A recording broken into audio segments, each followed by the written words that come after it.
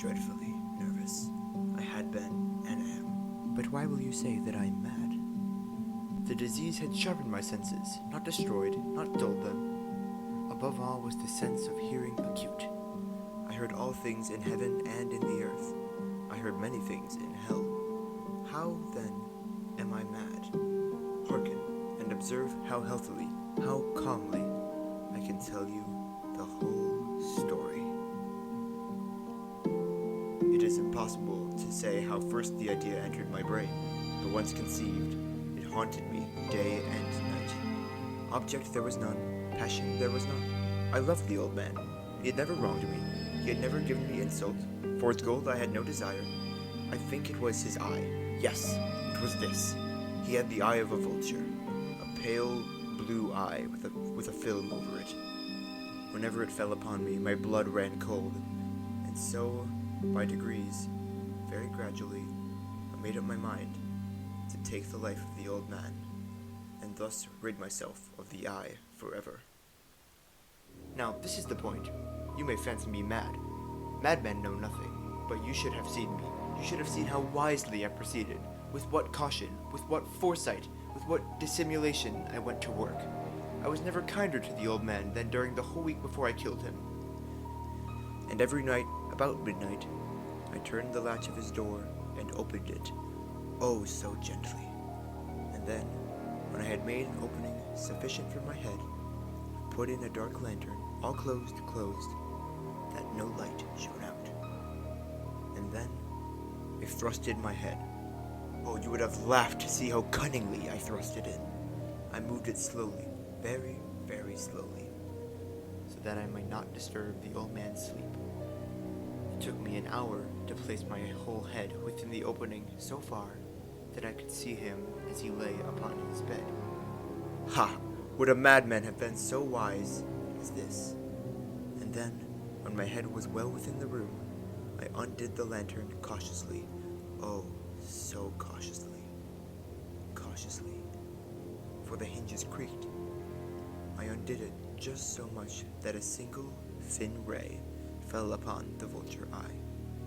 And this I did for 7 long nights, every night just at midnight, but I found the eye always closed, and so it was impossible to do the work. For it was not the old man who vexed me, but his evil eye. And every morning, when the day broke, I went boldly into his chamber and spoke courageously to him, calling him by name in a hearty tone, and inquiring how he had passed the night. So you see, he would have been a very profound old man indeed to suspect that every night, just at 12, I looked in upon him while he slept. Upon the 8th night, I was more than usually cautious in opening the door. A watch's minute hand moves more quickly than did mine. Never before that night had I felt the extent of my own powers, of my sagacity. I could scarcely contain my feelings of triumph, to think that there I was, opening the door, little by little, and he not even to dream of my secret deeds or thoughts. I fairly chuckled at the idea, and perhaps he heard me, for he moved on his bed suddenly, as if startled. Now, you may think that I drew back, but no. His room was as black as pitch, with a thick darkness, for the shutters were close fastened, through fear of robbers. And so, I knew that he could not see the opening of the door, and I kept pushing it on, steadily, steadily. I had my head in, and was about to open the lantern, when my thumb slipped upon the tin fastening, and the old man sprang up in bed, crying out, "Who's there?" I kept quiet, still, and said nothing. For a whole hour, I did not move a muscle. And in the meantime, I did not hear him lie down. He was still sitting up in the bed, listening, just as I have done, night after night, hearkening to the death watches on the wall. Presently, I heard a slight groan, and I knew it was the groan of mortal terror. It was not a groan of pain or of grief. Oh no. It was the low, stifled sound that arises from the bottom of the soul when overcharged with awe. I knew the sound well. Many a night, just at midnight, when all the world slept, it has welled up from my own bosom, deepening with its dreadful echo the terrors that distracted me. I say I knew it well. I knew what the old man felt and pitied him, although I chuckled at heart. I knew that he had been lying awake ever since the first slight noise. When he had turned in the bed, his fears had been ever since growing upon him. He had been trying to fancy them causelessly, but he could not. He had been saying to himself, "It is nothing but the wind in the chimney. It is only a mouse crossing the floor," or "It is merely a cricket which has made a single chirp." Yes, he had been trying to comfort himself with these suppositions, but he had found them all in vain. All in vain.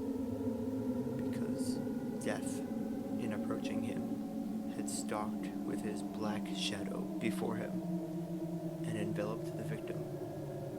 And it was the mournful influence of the unperceived shadow that caused him to feel, although he neither saw nor heard, to feel the presence of my head within the room. When I had waited a long time, very patiently, without hearing him lie down, I resolved to open a very, very little crevice in the lantern. So I opened it.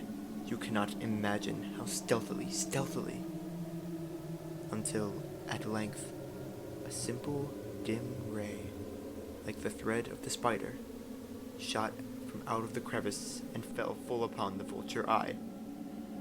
It was open, wide open, and I grew furious as I gazed upon it.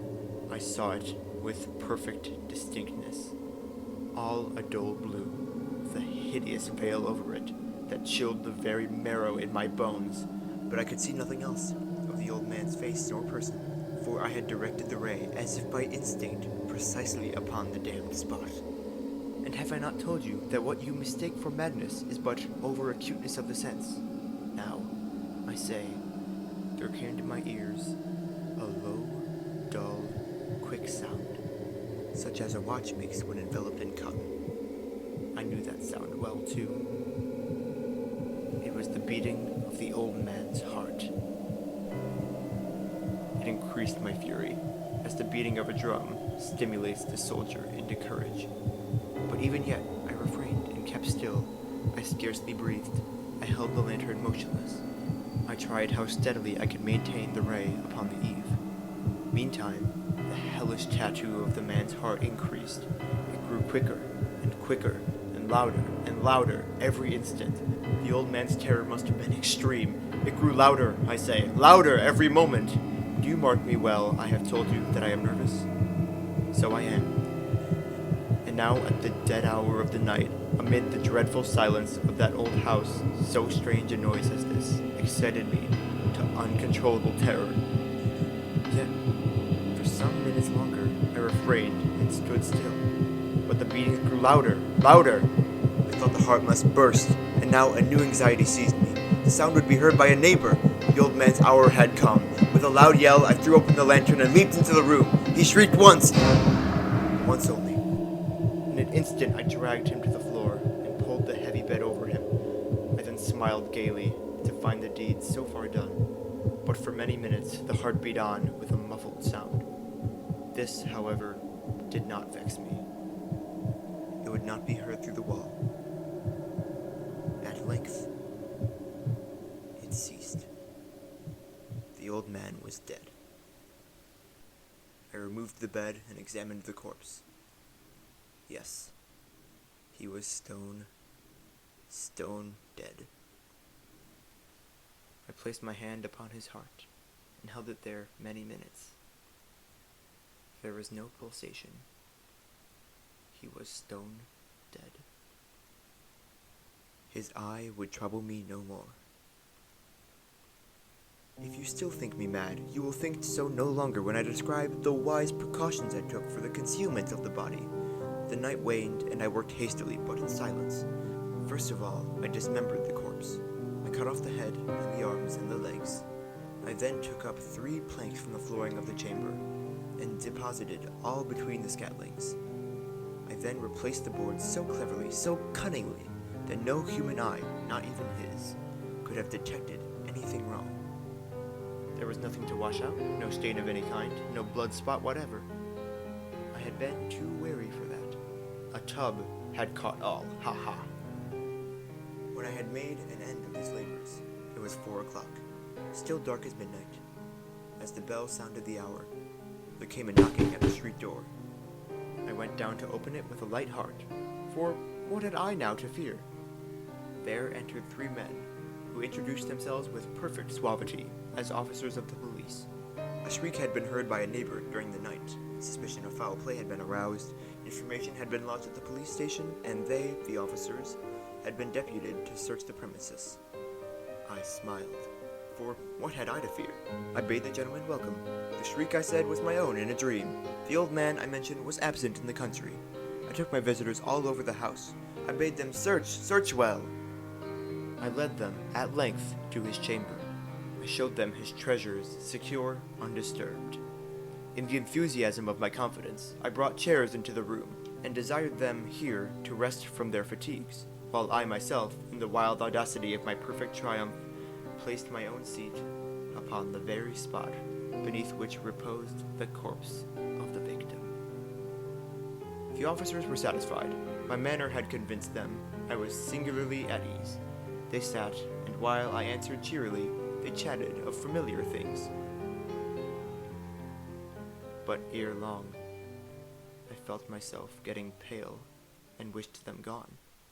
My head ached, and I fancied a ringing in my ears, but still they sat and still chatted. The ringing became more distinct. It continued and became more distinct. I talked more freely to get rid of the feeling, but it continued and gained definiteness, until at length I found that the noise was not within my ears. No doubt I now grew very pale, but I talked more fluently and with a heightened voice, yet the sound increased, and what could I do? It was a low, dull, quick sound, much such a sound as a watch makes when enveloped in cotton. I gasped for breath, and yet the officers heard it not. I talked more quickly, more vehemently, but the noise steadily increased. I arose and argued about trifles in a high key and with violent gesticulations, but the noise steadily increased. Oh, why would they not be gone? I paced the floor to and fro with heavy strides, as if excited to fury by the observations of the men, but the noise steadily increased. Oh God, what could I do? I foamed, I raved, I swore, I swung the chair upon which I had been sitting, and grated it upon the boards, but the noise arose over all and continually increased. It grew louder, louder, louder, and still the men chatted pleasantly and smiled. Was it possible they heard not? Almighty God, no, they heard, they suspected, they knew. They were making a mockery of my horror. This I thought, and this I think. But anything was better than this agony.